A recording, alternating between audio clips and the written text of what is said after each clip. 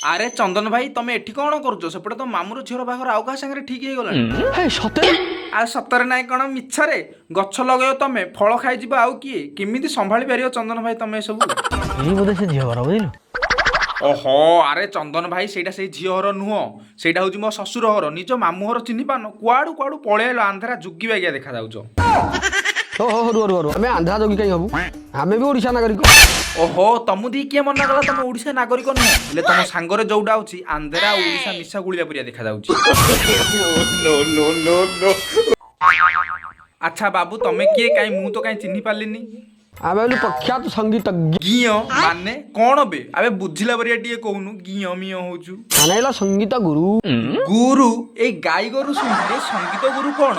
ଆରେ ବାବୁ ମୁଁ ସେତେ ଲେଖାପଢା ନାହିଁ ତ, ମୁଁ ତମ କଥା କିଛି ବୁଝିପାରୁନି।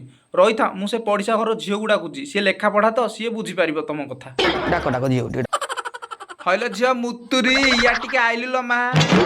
ହଇଲୋ ବା ତୋର କିଛି କାମ ଧନ୍ଦା ନାଇଁ ଗଲ, ଖାଲି ଦିନ ସାରା ଏ ମୁତୁରି ମୁତୁରି ହଉଛୁ, କିଅଣ ହେଲା କାଇଁ କହ? ହଇଲୋ ଏ ଯା କୋଉ ଗୁରୁ ଗାଈ ଆଇଛି, ଟିକେ ଆଙ୍କ କଥା ଟିକେ ବୁଝିଥିଲ। କଣ ହେଲା ଅଙ୍କଲ?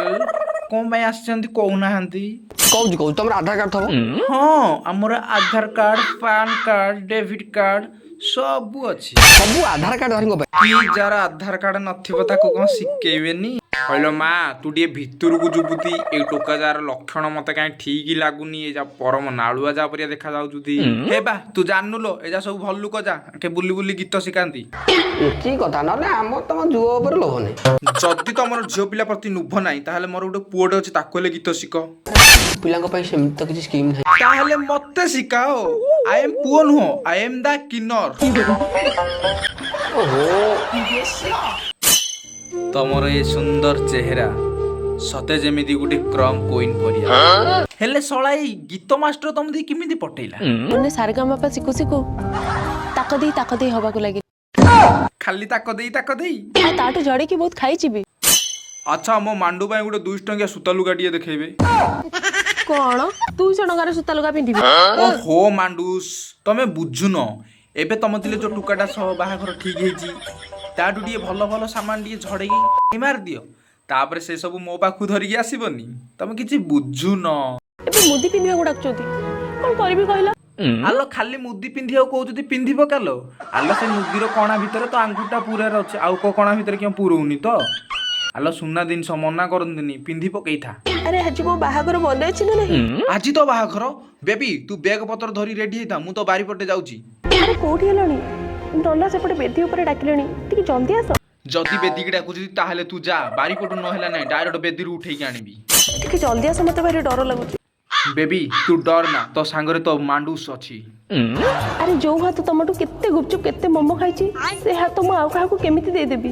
ବେବି ହାତ ଦେଲେ ଚାଲିବ, ହେଲେ ସେଇ ଜିନିଷଟା ଦବୁନୁ ଲୋ। ଓ ମନ ଦବୁନୁ।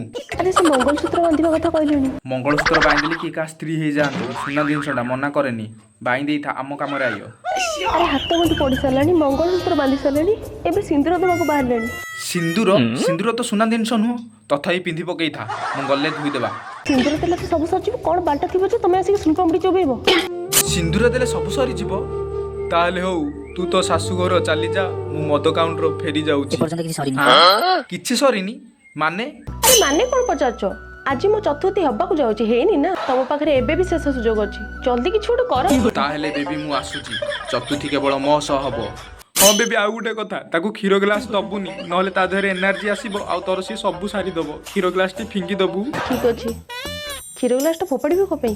ନିଜେ ପିଇ ଦଉଛି। ଆରେ କୁଆଡେ ଗଲେ, ଜଲ୍ଦି ଆସ, ସେ ଟୋକା ଆଉଟ୍ ଅଫ୍ କଣ୍ଟ୍ରୋଲ ହେଲାଣି। ହଁ ବେବି ମୁଁ ଆସିଗଲିଣି, ତୁ ଟିକେ ସେଇ ଟୋକାଠୁ ଦୂରେଇକି ଥା। ଆରେ ଟିକେ ଜଲ୍ଦି ଆସ, ସେ ଟୋକା ଆଉ କଣ୍ଟ୍ରୋଲରେ ନାହିଁ। ମୋର ବି ଧୀରେ ଧୀରେ କଣ୍ଟ୍ରୋଲ ଖସିଲାଣି। ଆଲୋ ବେବି ତୋର ଯଦି କଣ୍ଟ୍ରୋଲ ଫେଲ ହବ, ଆଲୋ ମୁଁ ଅଛି ଲୋ, ସେଇ ଟୋକାକୁ କାହିଁ ନାଳଉଛୁ? ଥା ମୁଁ ଆସୁଛି। ବେବି ବେବି ତୁ ଠିକ ଅଛୁ ନା? ଥା ମୁଁ ଆସୁଛି।